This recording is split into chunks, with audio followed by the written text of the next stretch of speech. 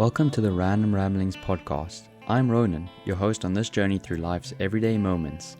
Each week we explore a variety of topics, from personal reflections and everyday experiences to thought-provoking discussions on life's nuances. Whether you're seeking insight, connection, or simply a moment of contemplation, you're in the right place.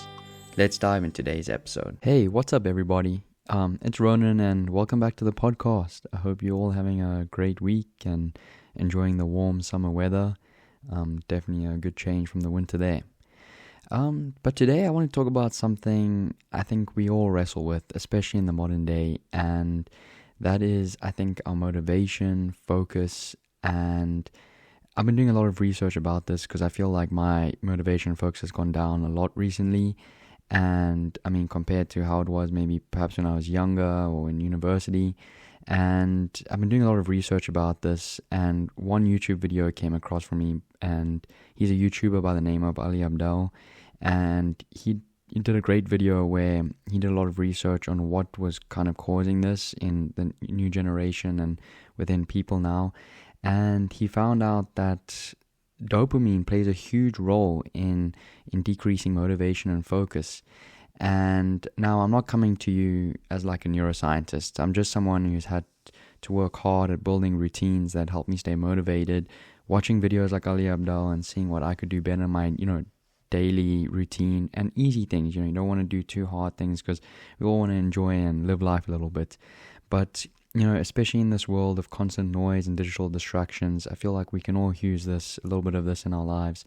And what I've been learning and putting into practice recently has really helped me get back on track. So I figured, why not share what I've learned? So here's the deal. Dopamine is our brain's feel-good chemical, and it's a double-edged sword. It helps drive our goals and ambition, but too much of the wrong kind, and it's too often that this happens, and can actually feel us leaving burnt out, numb, and unfocused. Now let's talk about how I've been learning to reset that system by watching people like Ali Abdaal and reading up on some papers and all of that, and tap into a more natural, steady stream of motivation. And I feel like there are 4 main changes that I've made, and maybe some of them will hit home for you too. Number 1 is cutting down on these dopamine drainers. First off, I started noticing how many little things throughout my day were leaking dopamine. Things like scrolling on my phone, especially TikTok, checking Instagram for no reason, and binging random YouTube videos and TikToks, or even constantly listening to music without any silence. Each one of those gave me a tiny spike of dopamine, and by the end of the day, my brain felt really tired. Now, I used to read before I went to bed every night, and I was so tired from doing this, my brain was so numb that I felt like I couldn't even process reading a book. And it's like I was tricking my brain into feeling busy or stimulated, but not actually doing anything meaningful. So I made a rule for myself, which was like a 20 to 30% less stimulation. And these included, and I've got these ideas from a lot of people like Ali Abdaal, and I really do think these things are easy enough to do. It does take practice, but it really does help when cutting down these dopamine drainers. And the first is no phone in the first hour of waking up. Now, as soon as you wake up, I used to just go on my phone, start scrolling through TikTok or something like that. But just when you get up, just get up from bed and go straight on your morning routine, like making breakfast, going to work out or something like that. Just that has made me feel way more awake and way more focused and being able to do a lot more things. And I feel like once you get in the habit of this, it becomes pretty easy. Also, no endless scrolling at night. I feel like when I cannot sleep, I start scrolling through TikTok, or when I'm bored. This, first of all, keeps me up way later than I should be and not getting the sufficient amount of sleep. And I don't know where I read it from, but there was a research paper done that people that were constantly getting 6 hours or less of sleep, and everyone's different with what their requirements of sleep, but it actually is like the same effects of being drunk the next day as when you're getting that little bit of sleep. And so there's no endless scrolling at night. That really helped things. Even cutting out background noise during tasks, just letting myself sit in quiet and doing these really helped me. When I'm at work, I used to listen to a lot of music and stuff like that, but this was really draining a lot of dopamine and I wasn't focusing. And I think, just doing the work quietly, I got a lot more done. And I don't know if it's the same for everyone, but I really do feel like this is something that can really help. And within just a few days, I felt way less restless. I was actually able to sit and focus without needing constant hits of distraction. Now, my second point is to move to make dopamine work for you. Now, the second shift, I started being way more intentional about movement. Exercise is one of the most natural dopamine boosters out there, and the crazy thing is, it's sustainable. A good workout can increase dopamine levels by about 250%. But here's the kicker. It also helps reset your baseline over time so you don't crash afterwards. I started adding in cold exposure too, like 30 seconds of cold water at the end of my showers. Apparently this is supposed to help your dopamine. This, I haven't felt too much different, but that's what they say. So maybe that's not too necessary. But now I know cold showers sound miserable, and yeah, the first few times they kind of are. But they say it taps into this concept called the pain-pleasure balance. And then this comes from research by a doctor named Dr. Anna Lemke or something like that, a psychiatrist at Stanford. She describes it like a seesaw. When we experience something painful like cold exposure, the brain responds by tipping us back towards pleasure after the fact. It activates the reward pathways in a healthy, lasting way. It's like giving your nervous system a wake-up call, and the clarity you get afterwards, they say it's unreal.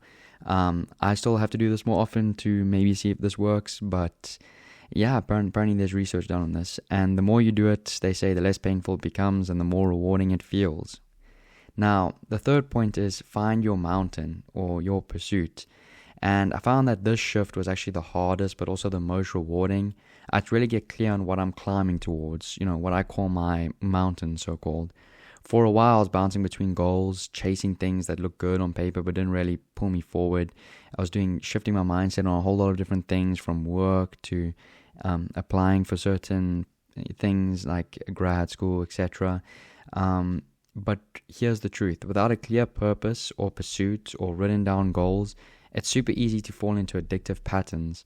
Your brain is always seeking something to chase, and if you don't give it direction, it will chase cheap dopamine instead.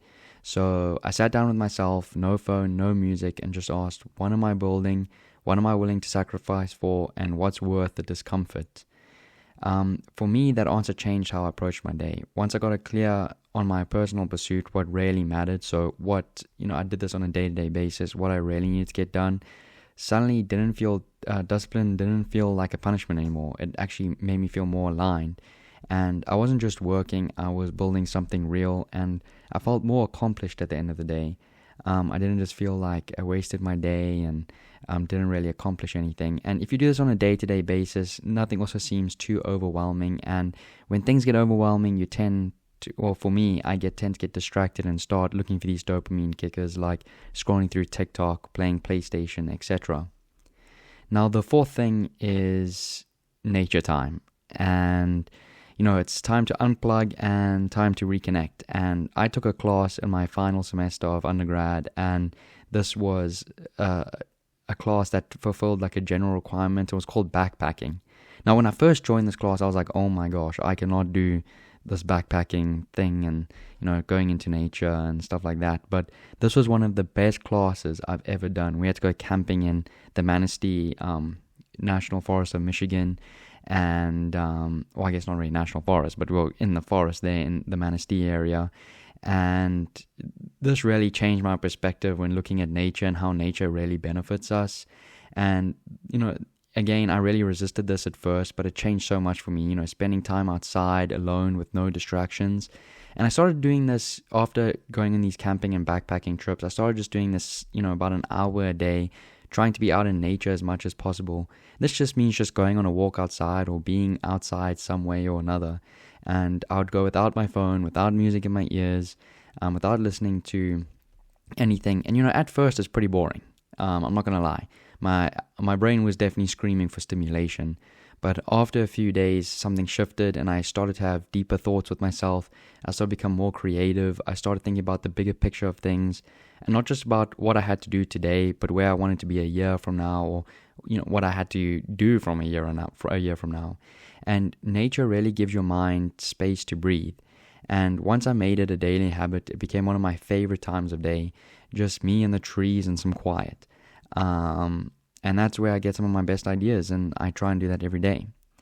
So just a quick recap of if you want to start rewiring your dopamine system, try and cut down on those quick hits. You don't need to quiet and quit everything.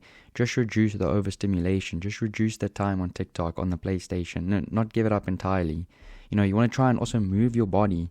I remember my uncle, Dr. Wayne Doman, is a sports doctor, and he always says that when I was shadowing him the one time that not moving and no exercise is becoming one of the new and deadliest diseases.